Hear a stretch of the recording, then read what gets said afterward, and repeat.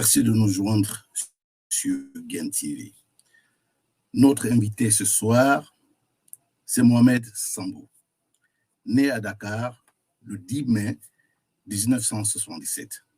Il a vécu et travaillé en Belgique, en Angleterre et à Luxembourg pendant 22 ans. Il est titulaire des masters aux études commerciales, certifié Lean Management en méthodologie, organisation, performance et amélioration continue de process. Membre de l'ordre des experts en crédit management, CICM, Charters Institute of Credit Management, UK, détenteur d'une licence en coaching octroyée en Angleterre, avec plus de 15 ans d'expérience dans la gestion des opérations et transactions financières, dans l'industrie aéronautique, énergétique, pharmaceutique et digital musical, en rapport avec les multinationales européennes et américaines. Engagé et déterminé par une optimisation des process de management, il est aujourd'hui avec nous pour nous parler de sa préoccupation, la performance sur la performance de la productivité des systèmes basés sur le modèle de management et de leadership moderne axé sur le résultat. Sans plus tarder, on va vous faire venir notre cher frère, Monsieur Mohamed Samba. Soyez les bienvenus, cher frère. Bonjour, Monsieur Lenzonzo.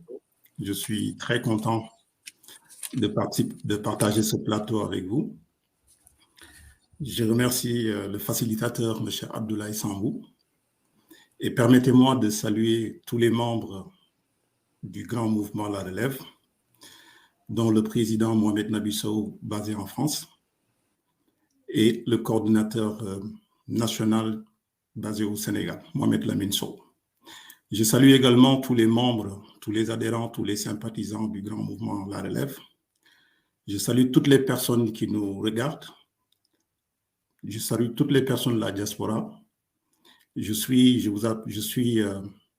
participe à l'émission depuis Luxembourg, la province de Luxembourg. Je vous remercie. Absolument, absolument. Écoutez, on a plus de 30 minutes ensemble.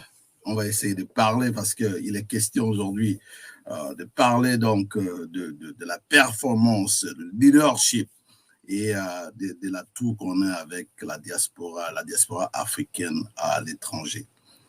Aujourd'hui, déjà aussi, il faut qu'on vous remercie et notre frère, M. Sambou, qui a donc permis cette rencontre. Et donc, lorsque vous regardez le climat des affaires, que ce soit lorsqu'on parle des affaires, il ne faut pas oublier que l'éducation, tout ça s'est fait partir. Lorsque vous voyez tout le potentiel que nos frères à l'étranger représentent, qu'est-ce que vous pensez qu'on peut apporter au continent africain? Merci, c'est une excellente question. Je pense que je vais en profiter pour vous remercier vous aussi. Je pense que en tant que consultant, pour tout ce que vous faites sur l'éducation, le business et dans le domaine politique aussi. Voilà. Je pense que, comme vous venez de le dire, je suis président d'un mouvement qui s'appelle le Grand Mouvement La Relève, engagé en politique, et un mouvement qui a été créé au niveau de la diaspora et aujourd'hui qui a des représentations au niveau national du Sénégal. Pourquoi la création de ce mouvement? C'est tout simplement pour pouvoir participer, en quelque sorte, je vais dire, apporter notre pierre à l'édifice sur le développement du Sénégal. Voilà, étant des professionnels, voilà, nous avons pu travailler, exercer dans les multinationales, comme vous venez de le dire. Et c'est pour nous un honneur de pouvoir aujourd'hui mettre toutes nos compétences, je vais dire, au service de notre nation.